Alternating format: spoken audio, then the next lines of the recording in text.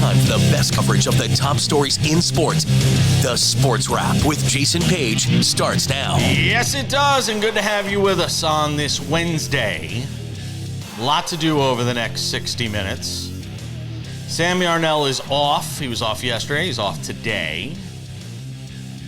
So we have a special guest joining us for the entire show. Why did he agree to it? I have no idea. The great David Aardsma is hanging out with us, former MLB reliever. Also catch him over on SiriusXM Radio on their MLB channel. Our buddy David Aardsma hangs out with us for the hour, which means he has to talk about more than baseball. I get uncomfortable. When we're not talking about baseball, I get uncomfortable. I don't like it at all. I don't even know what I'm doing here. That's it. I think you'll be fine. The NFL investing. By the way, Josh Towers will join us because we wanted to make David feel at home. We brought in another pitcher who's going to hang out with us for a couple of segments, talk some baseball. Wednesday's really the day where we can get in some baseball talk because the NFL dominates Monday, Tuesday, then dominates Thursday and Friday. So Wednesday's that kind of middle day where we can get some baseball in. Josh Towers, former MLB starting pitcher, will join us for a couple of segments. He's now with VSiN.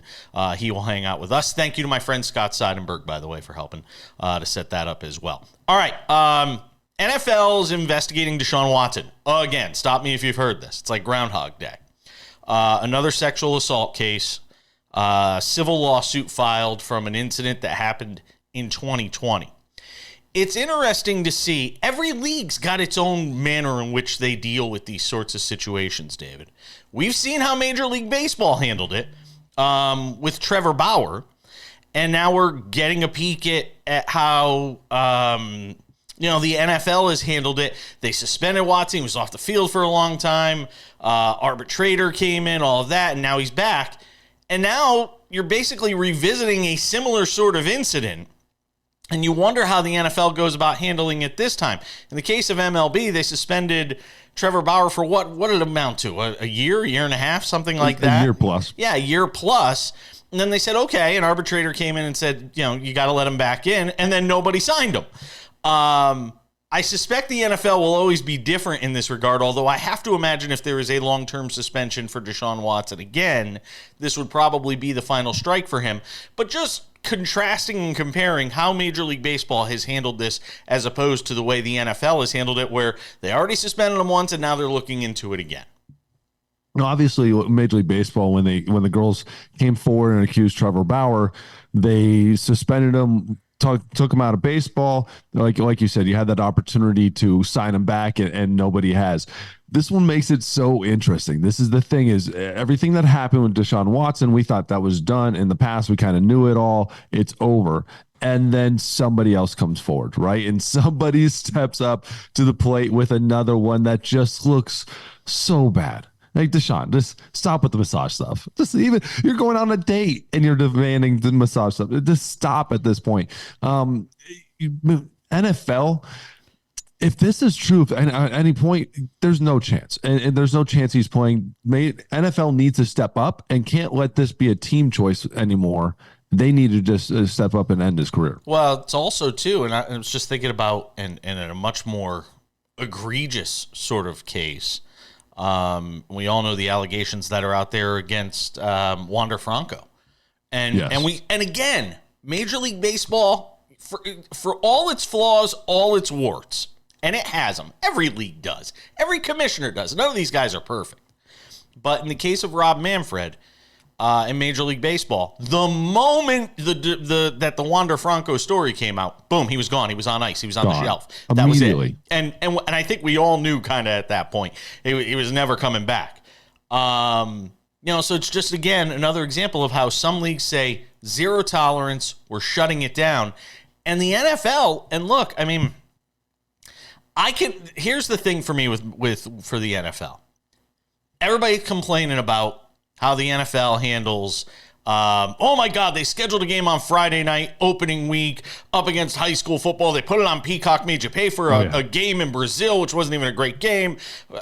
Jordan Love gets hurt, blah, blah, blah. And everybody's like, I can't believe they did it. I can, because the NFL can do whatever it wants. It is truly I believe exactly they did it. It is a truly Teflon league at this point. They can get away with doing whatever they want because fans will inevitably still pay that money for Peacock, even though there's not a damn thing on Peacock other than the NFL that they actually want to watch. And by the way, that's no slight on Peacock. I subscribe to Peacock. I watch it. But there are people who are literally buying Peacock knowing they're not going to watch anything but a couple of NFL games and then cancel the subscription. It's called churn.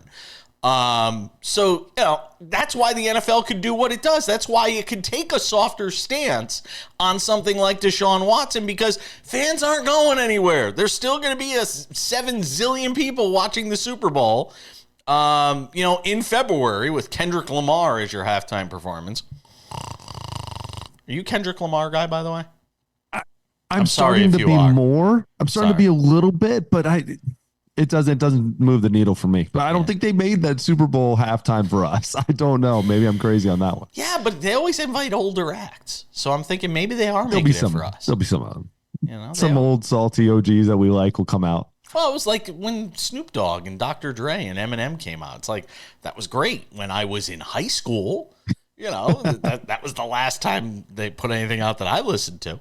But this is why the NFL can do it. Yes. And Major League Baseball doesn't have that wiggle room. They don't have that leeway to mismanage or mishandle these situations, being the, third most popular sport if you're talking about viewership in the country, if that. They don't have that sort of wiggle room, David. Yes, I think, too, Major League Baseball still operates with this idea that they are the cornerstone of what they're supposed to look like, right? That Major League Baseball is supposed to be squeaky clean. You don't ruffle the feathers. It's about MLB and then everything else. I think the NFL kind of likes the controversy a little bit. I think they think people will watch the Browns more knowing Deshaun Watson's there and there's controversy and they want the news. I think they're completely okay with it because you said, one, no one's going to do anything about it. And two, they kind of like being the league of the misfits, the mess ups. Like they can kind of have a black eye and keep moving forward and be like, I kind of like your black eye. It looks good. I only got about 30 seconds here. Is there a contract that we could ever think of in Major League Baseball that's as bad as the contract that the Browns did with Deshaun Watson? And the thing about, we talk about the contract, it's the trades. The trades are even maybe worse Anthony Rendon. They can get out of the contract.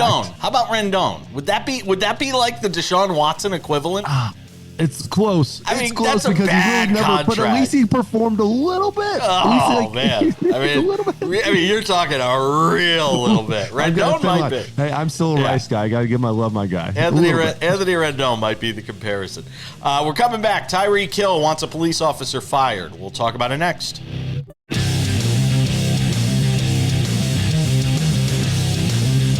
Josh Towers, former MLB pitcher, will join us coming up in 10 minutes. Spend a couple of segments with him going around Major League Baseball because it's Wednesday, and it's the day we can do it.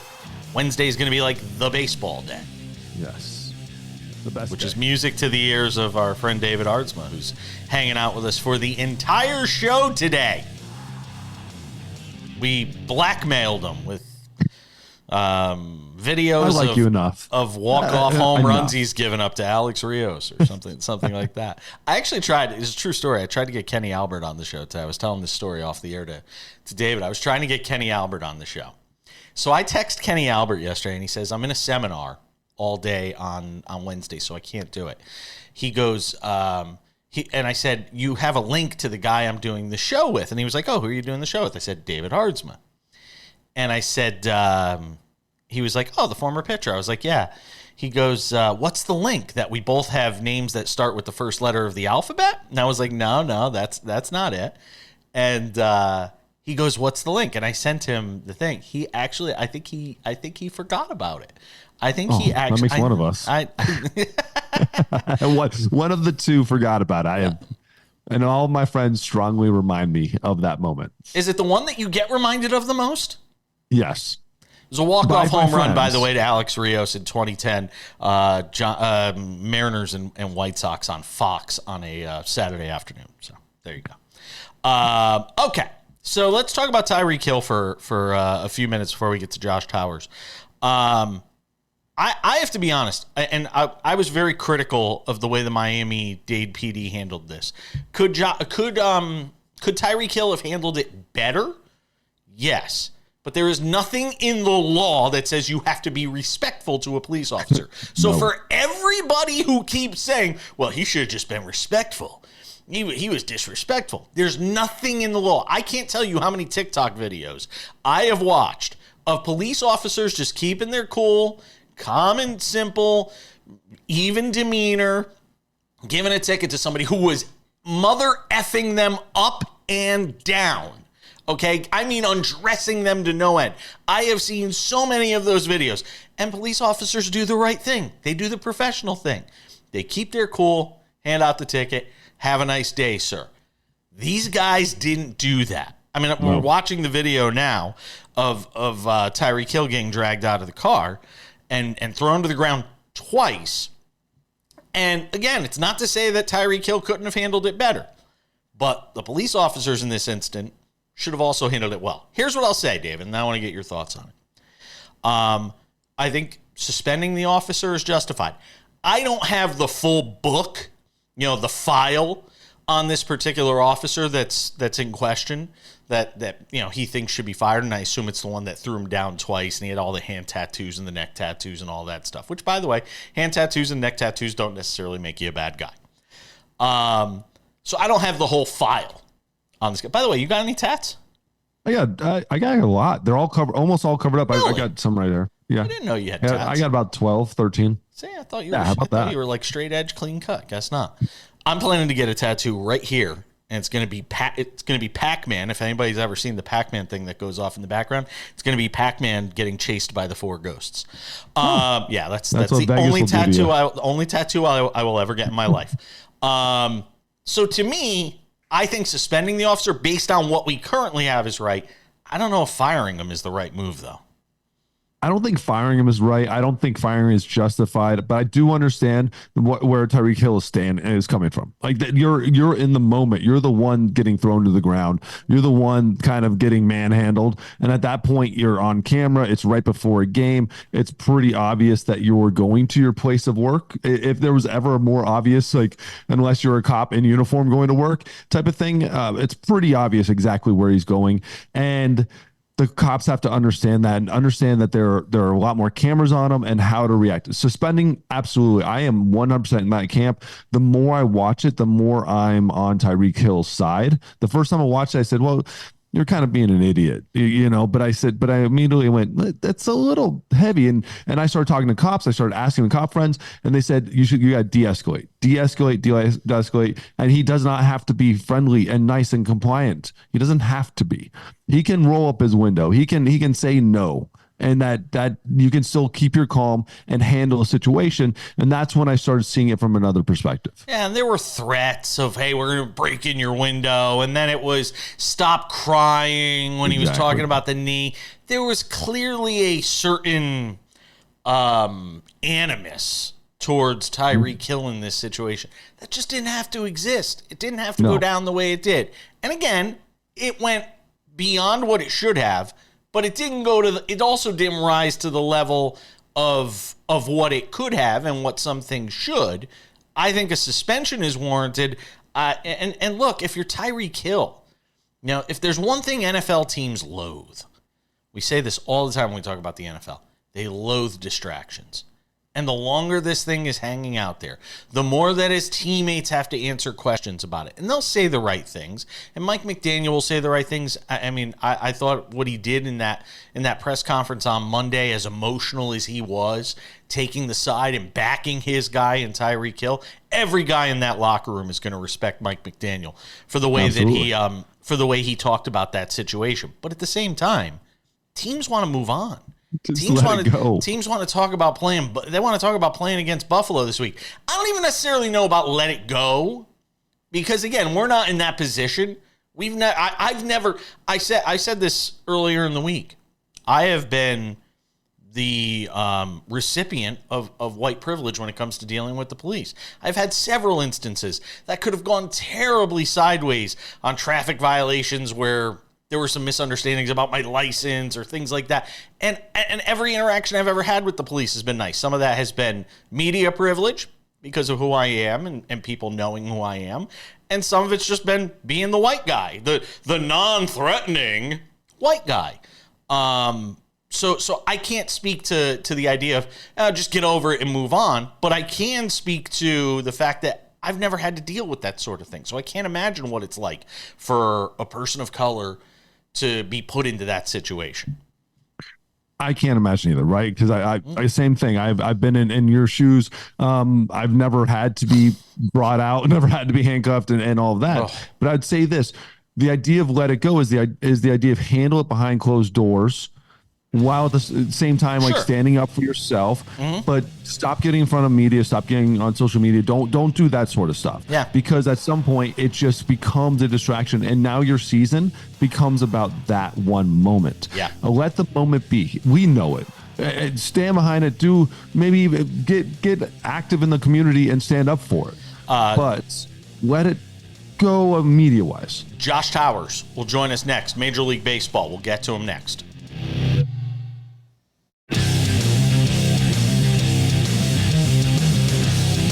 We keep things moving on this Wednesday edition of SportsWrap.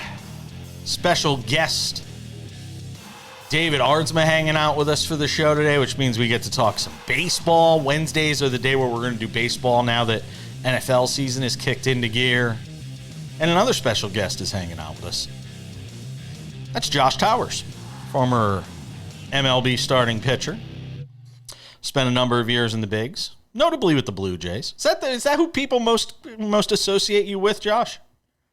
Yeah, definitely. I think I spent 5 years there. I think a lot of people don't even recognize the Orioles, but you were with my Yankees too, though. You were with the Yankees. Don't forget the rest of the AL East. And then there's that, right? So that's I get the Yankees the most just because if people Google it, they see.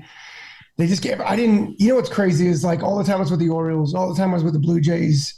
I didn't know everybody was a Yankee fan. All of a sudden I show up in New York and every person in the world I know is a Yankee fan out of nowhere. Can we get tickets? Can we go to the games? And I was like, wait, what am I missing right now? So I get the Yankees a lot, man. I do get that. Josh and I are both based in Vegas, and we walked outside today. I had no idea this was coming. I walked out to go get a Starbucks drink today, my morning ritual. And I walked outside and the smell of smoke, I was like, is there a fire like right here? So I guess there's some like forest fires burning or something, and the smoke is coming into here. I took a picture of the sun, and it looks like post-apocalyptic. It was pretty wild. Let's talk some baseball, Josh. And obviously there are some exciting races. And since you mentioned the AL East, let's start there, where the Yankees and Orioles are battling it out atop the AL East. Neither is playing particularly good baseball right now. How do you see the final 3 weeks of the regular season shaking out? Listen, man, and I know, David, you can add to this, but if you don't have veteran leadership or presence in your clubhouse, you're not going to finish the season. And we talk about like Japanese players a lot where they play once a week and it's a shortened season. Come August and September, like if you don't know what you're doing, you die quick. And I remember as a player, like it's probably halfway through my major league career, I learned how to kind of rest in August so I can finish September as strong as I started in April. And I remember recently, because they're Vegas boys, but Bryce Harper and Paul Sewald, that was something that they did 2 years ago, I think it was, where they really wanted to figure out how can I finish stronger than I started. And so you make adjustments throughout the course of the season to whatever it is, your workouts, your runs, your sleep, whatever it is you do. And there's some teams that just don't have that. And I don't know if anybody paid attention, but the Orioles since like August 21st, I think it is, they're one of the worst teams in baseball. They're 21 through 25 in every offensive and pitching category there is. Luckily, the Yankees haven't like stretched that lead on them to keep them in it. Now, granted, they're both going to make the postseason, but I see it kind of like what I saw last year was like, there's no way anybody thought last year the Orioles were getting out of the first round. There's no way. Like they were so excited to just make the postseason that was their Super Bowl. That was their World Series. And I kind of see it the same thing this year. Like, all right, you got Corbin Burns, but then what do you got past that? And you got 1 through 9, and they're all very, very young, except for maybe Santander. The Orioles are doing what you would expect a young team to do, and they're fading. How do you change that, though? How do you change that with a team like this that's so good? And they're not going to probably they're not going to go out there and bring in some 10-year vet and just plop them in the middle of that lineup. I've been yelling at this team all year to like go pick up pitching. Like, what are you doing? You rush back the two guys, John Means and what's his name, the righty who's hurt. And I don't know, like, I can't think of his name right now. Grayson Rodriguez. No. The other kid that got hurt that's really good, man. Bradish, Kyle. Bro, he was throwing and just falling dead off his pull side, and his arm was missing arm side when he came back from the DL. And I was like, is nobody going to go stand behind him and like push him up and like save his arm? Like, what are you guys doing? And sure, he gets hurt again. And I was like, even with that, I still thought they should have went and got another arm. And I was shocked that they didn't, because they do win games in our day and age, y'all. And it's been like this for a while. We can start the season right now, take all 30 teams and go, boom, 16 of you, you're out. You can't make the postseason. It's impossible. And now you have the rest of them and go, okay, and we can start chopping and weeding it down. And so teams as talented as they are, they can go beat up on the teams that they're supposed to. But then we look at the record with 500, and it's like, that's where it matters. And I just don't know if talent's enough. And I don't think it is with the Orioles. It's funny. It's almost like the Dolphins in the NFL. It's a similar thing. Dolphins are going to beat up on bad teams. That's what they're going to do. They're going to beat the bad teams in the league, which will get you 10 or 11 wins without even batting an eyelash. But then when you have to play tough teams, play on the road, blah blah blah. Small NFL comparison there. If you are the Yankees right now, do you think you can win a World Series realistically with Clay Holmes closing games for you in the postseason? I got a little dude, man. He's been his family's been a family friend for a long time. He's 10, and I do lessons with him now, and he's the biggest Yankee fan I've ever met. And he was wearing him out the other day at the batting cages, just wearing him out. He doesn't need to be our closer. He's blown blah, blah, blah, 11 games or whatever it is. And that was coming off that game in Williamsport where they took the shortstop and put him behind the second, and there was 2 routine ground balls. And I was like, wasn't even his fault. Like, why are we shifting Jace Young, who's like, whatever he's doing with his bat, there's no way he could pull a ball if his life depended on it, but yet we're shifting him. And so I don't know, man. I think sometimes it's not necessarily Clay's fault. But then again, I don't know Clay personally, and I don't care how hard you throw. Barry Bonds talked about it all the time. Aardsma, you know this, bro. You can throw as hard as you want, but if it's down the middle, there's nothing we're going to do. They're going to light it up every single time. And all of these teams, and I got a lot of people in pro ball that I'm still connected to. One with the Twins who called me the last 2 days and was giving it to me. The whole rip your fastball at the catcher's mask and then rip your breaking ball down in the dirt, that doesn't work. You can do that in minor leagues versus terrible hitters. It doesn't work in the big leagues. And so all these teams with that philosophy, no. And look at Tariq Skubal. He don't do that. Look at the good ones. They don't do that. They pitch down and away. They create depth and movement. They use their changeup. I don't know, man. If there ever was a time that the Yankees were going to win it, I thought this was the year. I mean, they came in with a loaded roster. They've been playing pretty consistent baseball. They have 2 of the most dangerous dudes in the world hitting 2 and 3. LeMahieu needs to put a little pressure to create, some added to it, I think. But how good has Austin Wells been, too? My God. He has been great. That dude is tearing the cover off the ball. I've always said this, man. I'll take every dude from Las Vegas in the big league, and you can take any other city in the world, and we're going to beat you. The Vegas boy. Boys, man. Vegas boy for you. Great. Yeah, I love it. Josh Towers is hanging out with us, former MLB starter. He's also with VSiN, by the way, which I forgot to mention. And he hosts a podcast with my man Scott Seidenberg as well. Love talking baseball with him. He's going to hang with us for one more segment, get to some of the other top stories around the league. We haven't mentioned Paul Skenes. I'm sure he has an opinion on Paul Skenes. And I've got a question about Paul Skenes that I want to ask both David Aardsma and Josh Towers. We'll get to it next.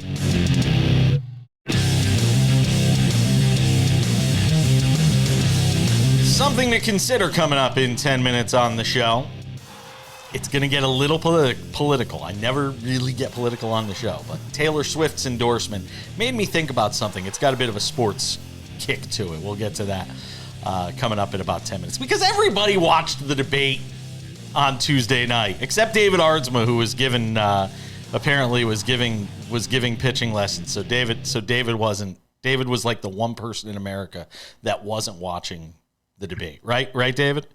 Yeah, it's all clips, but I'm in the minority for sure. Josh Towers, former MLB starting pitcher, is hanging out with us for a couple of segments on the show. He's also now with VSiN as well. You can catch him over there. All right, Josh. I got to ask you about Paul Skenes, because I'll play the role of Sam Yarnell, who's not with us today. He loves who his normally Paul Skenes. sidekicks on the show. Look, if you're Pittsburgh and you're not making the playoffs, why not just shut him down at this point? Why not just let him get his rest? I could see if they were still in the race, but they're not. So I'm curious from both of you guys' perspectives here. Are you surprised they haven't decided to just shut him down? David, you want to take this one first? No, man, this is all you. You're the special guest. Yeah, I did. I mean, Scotty and I talked about it on the podcast a few times. I thought they would shut him down come September. They're clearly out of it, obviously. He's only been like a full-time pitcher for 2 years. It's the quickest maybe rush we've ever seen to the big leagues.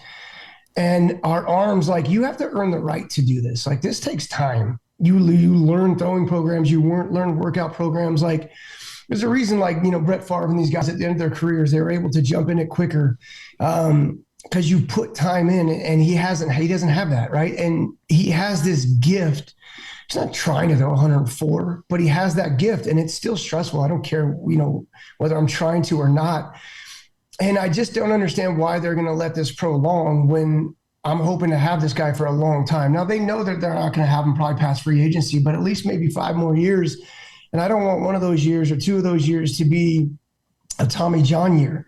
So I'm shocked. We've seen baseball teams handle it bad in the past. We've seen the Nationals with Strasburg. It's like, we're going to minimize his starts or his innings, so he's not going to pitch in the postseason, but we're going to let him throw 100 pitches in 4 innings. What? It was like 10 times worse than letting him go ahead and pitch innings, right? It doesn't. So, like, Paul doesn't have those stressful innings like that. He kind of just blows it by you, so he cruises. But I still don't get it, right? And so I don't know. There's such a thing as, like, we can go too far too early or do too much too soon, and I feel like we're getting on the cusp of that. And I don't, he's never had an off season to where he really knows how to prepare, and it does make me nervous. I personally would shut him down. The shutting down argument, to me, I think it's not a shut down. I don't think in today's age it's necessarily beneficial to just shut down. I do think there's an idea of being able to watch, right? And be able to watch them for innings and seeing how the stressful innings are, maybe give them days off. I think they've been doing a great job of it. Let's not forget, though, in 2022, right, 2023, when he was drafted, he had 122 innings with LSU. He had 85 the year before. So he's at 120 now. So it's not like he hasn't thrown anything in the hundreds. It's not like they're out there throwing 200 plus innings. They're being a little careful. And that's where I like this is at least in the idea of they're giving him a 6 days every now and then. They're giving them time. They're going out there 100 pitches. It's not like back in the day when we first came up and it's like, all right, you're expected to 120 pitches every single outing. And if you're at 100, that was a bad outing. And so I do think it's a little different day and age. And I don't agree with just a full stop presses, shut them down. But I do think you have to be careful at this point. Yeah, well, I mean, again, there's also something to it. And you know this, dude. Like, we like routine. And yes. I knew that if it rained and pushed us back and we didn't have an exact start time, they would lose their mind. And we also, like, everything we do is structured. Like, you pick a day in the year and a time of the day, and I'll tell you what I was doing. And on start day, like, probably eat at 5:30, get your energy drink at 6, and then next thing you know, you got a prolonged game and you haven't ate for 4 hours and you run out of gas. And so it's the same thing. Like, where if I go on a 5-day rotation, all of a sudden I go a 6-day, then I go a 7-day, and then I'm back on a 5-day. That can factor in a little bit too. I will say this, and I agree with you. I think Pittsburgh has done a pretty good job of how they handle this. And I always thought like 130 to potentially 140 innings might be where they would cut them off. We still have spring training we have to consider with those innings as well. But then again, I guess fall ball, and I went to junior college for 1 year, so I don't know it as well as Ards. I know you do, but I guess in the fall you do pitch a lot. My son's at ECU now. I know you pitch a lot in the fall, so I guess that would kind of be a spring training comparison. He also had the minors. Let's not forget about he had a lot of innings in the minors before he came up too. So that you have to consider that. Of course they count. We're 50, aren't we? You're about at that number. That's why it's like getting really close right now. Yeah. Before I let you go, Josh, I only got about 90 seconds here. Give me your World Series pick based on where we are right now. It's going to be a rematch. I mean, as much as I like a dream scenario is the Dodgers Yankees, I think this would be the best paycheck anybody's ever seen for taking first and second place. For bonus checks in the world, they'd probably each clear. Right. That would be the coolest thing ever to see Judge and Ohtani and Soto and Freeman and obviously Mookie. I think that would be the coolest thing ever. But I think it's going to be a rematch at Phillies in Houston. Wow. Phillies in Houston. What do you say, David? That hurts the Diamondbacks. It just hurts my heart a little bit. Hold on. You can't say it doesn't hurt. I just asked you a question a couple weeks ago. You don't even go to Diamondbacks games and you live there. At all. Right now, I still think it's the Dodgers the Astros in the playoffs. It's hard between those three teams. I got to give the Astros the edge until somebody takes it from them. Nobody wants to play the Astros. I will keep saying it, man. They are in the like that nightmare movie, like The Killer. They're the one that they're always back. They're always back. I just feel Milwaukee and the Dodgers aren't built for the postseason. Yeah. And they're always hurt coming in, and then they try to put these starters that haven't played, and I don't know, man. It's tough when you do that. Always appreciate it, Josh. Be well. Thank you. Thanks, boys.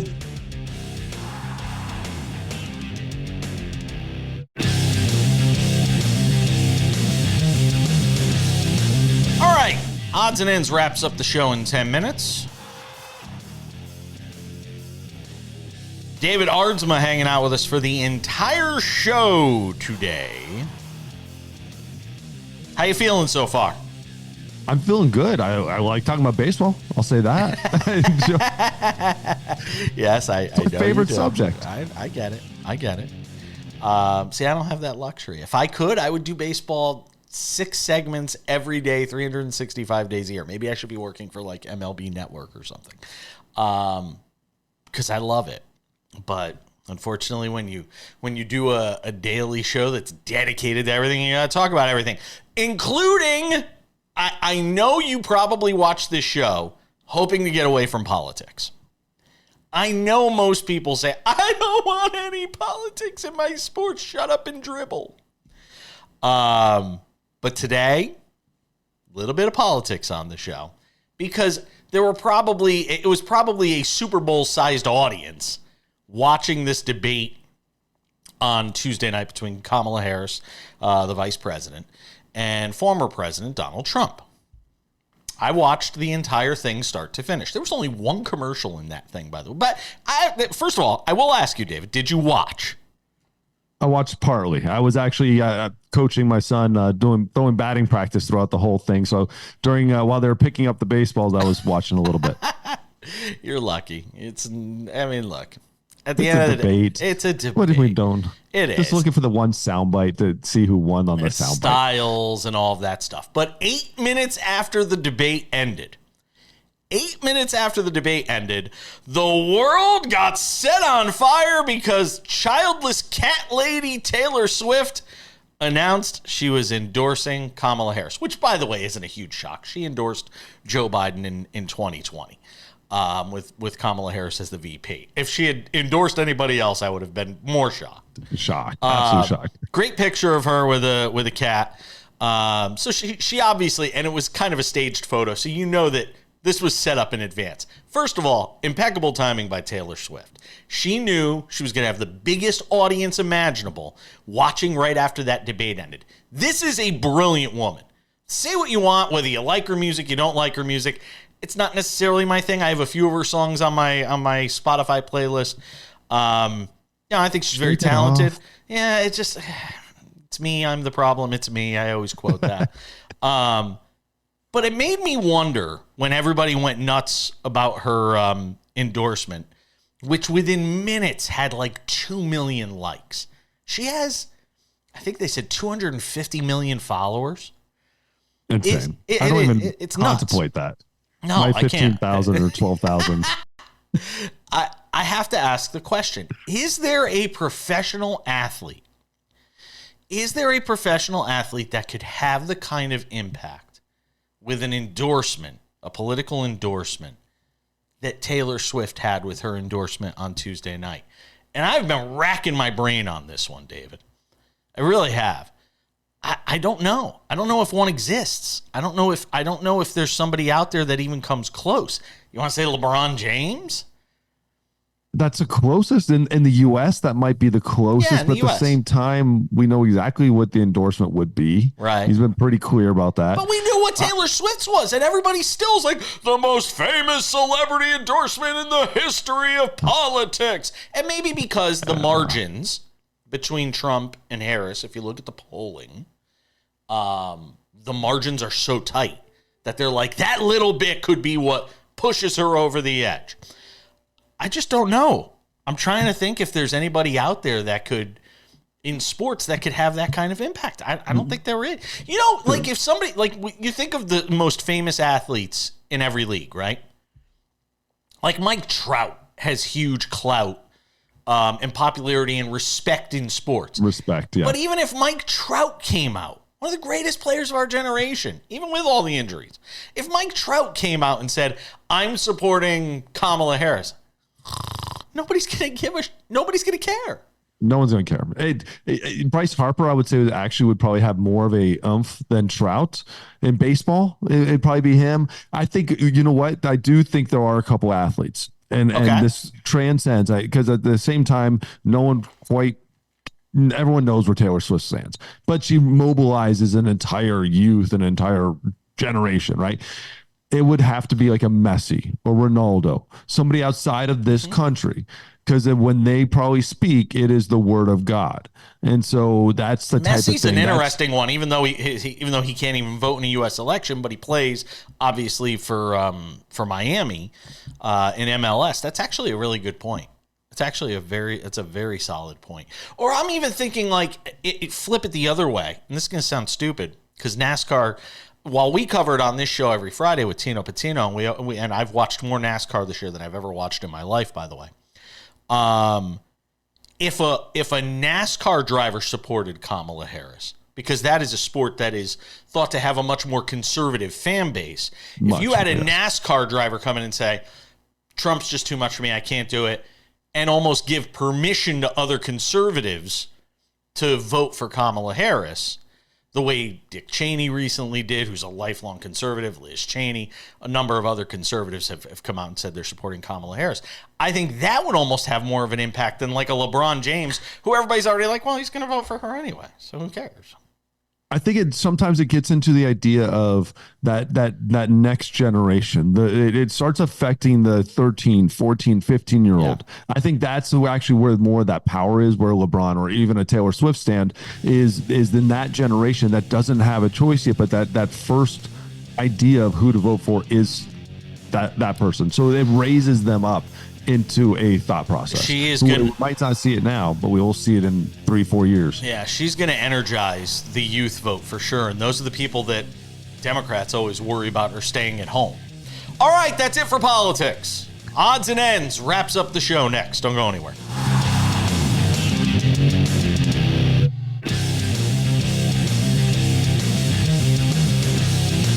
Just about time to put the wraps on this baby for a Wednesday. Before we do, a reminder, make sure to check out the podcast edition of SportsWrap. Everything you get here, just in an audio form, unless you're checking out Spotify, in which case you could actually watch the show. We put it up there for you every day, Monday through Friday. Get it on all your favorite podcasting platforms, including Spotify, Google Play, Apple Podcasts, TuneIn, iHeartRadio, and a whole bunch more. Without any further delay, time for some odds and ends. Odds and ends. All right. David Aardsma, 45-year-old Roberto Luongo, answered a call on Facebook. Somebody was looking for a goalie for their beer league team for a championship game, and look who walks through the door. Roberto Luongo, 45 years old, comes out, helps them win their championship against like the 5-time champions in this beer league. They win 4-2. Have you answered any calls recently for somebody looking for a pitcher for like a beer league baseball team? Have you done anything like that? I've gotten a lot of calls about it, and I've never answered them. I'm good. Like, really? Like, wait a minute. So after your playing days were done, you didn't do softball, you didn't do any of that stuff? None. Really? I played a little during my playing days. I played a little softball, a co-ed with my wife because it was her league, and they needed a guy to fill in. But man, I am good. My hips would just they would just destroy. It's that bad. It's really that bad. It's bad enough where I don't want to push it and find out. Let's put it that way. I have the competitive fire. I want to go up there and compete. But I can't do what Luongo did. That's amazing. And what I loved about it is that he showed up on all of his Panthers gear, and they're all wearing Maple Leaf stuff, and he wouldn't wear it. Did you notice that in the pictures? He was not wearing the team uniform. I think that's the funniest story. Yeah, I love this. He wasn't wearing the team uniform, and I guess he did pretty well in net. He only gave up a couple of goals, so they were able to win 4-2. Get yourself in shape. Go play some baseball. Come on. I'm in shape. Just my hips. Yeah, they had enough. That's why I retired. Your hips. Well, you also said you kind of got tired of putting in like the extra work that it takes to be a pitcher. The hips. Yeah. The hips. It's all about the hips. All in the hips. It's all in the hips. It's all in the hips. All right.